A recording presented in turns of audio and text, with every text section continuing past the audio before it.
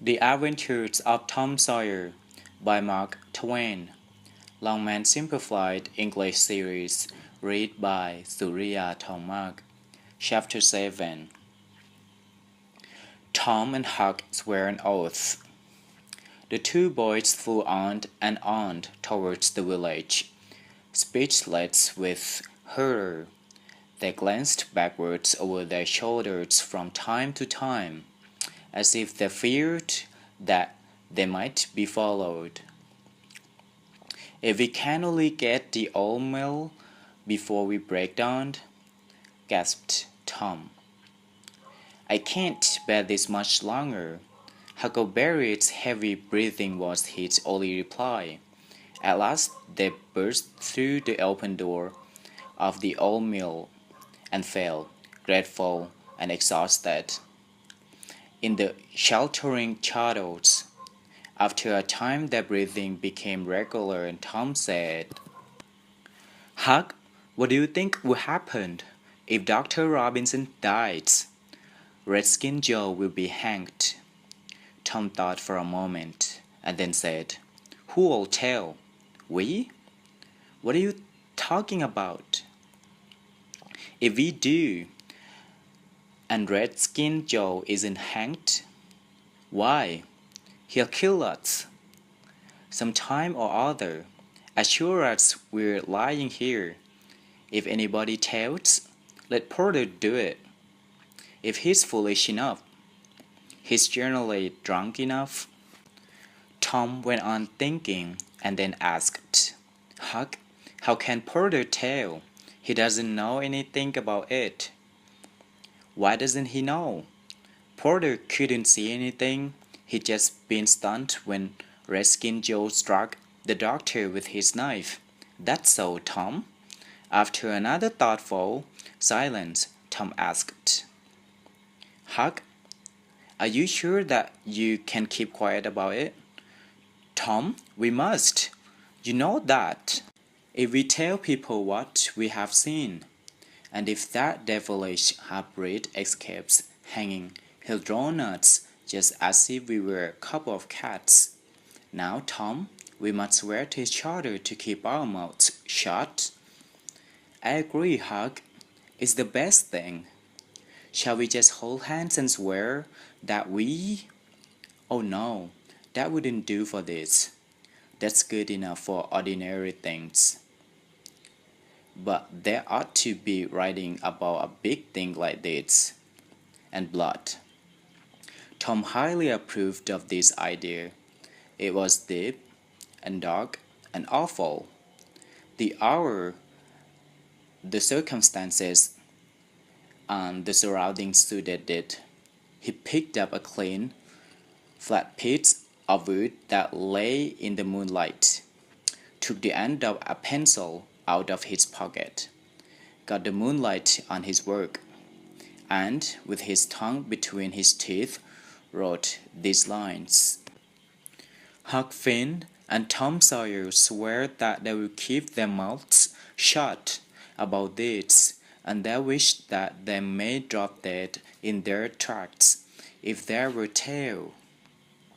Huckleberry was filled with admiration of the ease with which Tom wrote and of the superior style of his language. Then Tom unwound the thread from one of his needles, and each boy pricked his thumb and pressed out a drop of blood. In time, by pressing over and over again, Tom managed to sign the letters T and S, using the end of his little finger for a pen. Then he showed Huckleberry how to make an H and an F, and the oath was complete.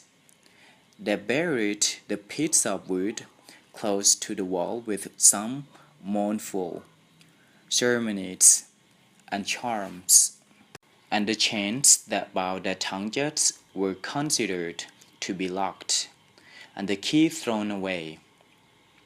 Then they separated. When Tom crept in at the bedroom window. The night was almost ended. He undressed an excessive caution and fell asleep, congratulating himself that nobody knew of his absence.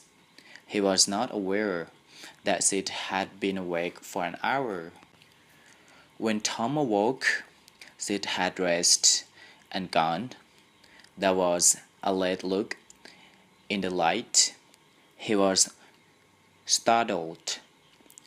Why had he not been called? In a few minutes he was downstairs, feeling stiff and sleepy. The family were still at the table, but they had finished breakfast. His aunt did not blame him, but sat with downcast eyes. Tom had his breakfast in gloomy silence. After breakfast, his aunt took him aside, wept over him, and asked him how he could break her old heart so by his bad behavior. She told him that she had given up hope of making him a good boy.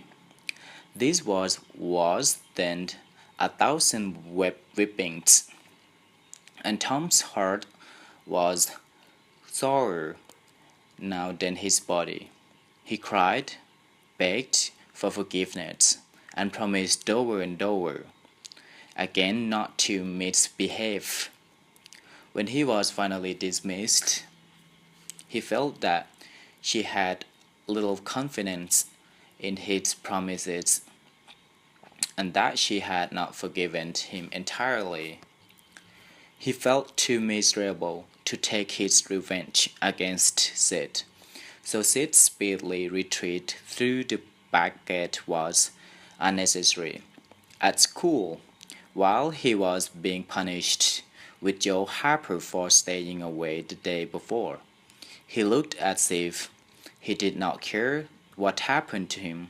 He sat down, rested his elbows on his desk and his jaws in his hands, and stared at the wall with the stony stare of suffering that has reached the limit and can go no farther.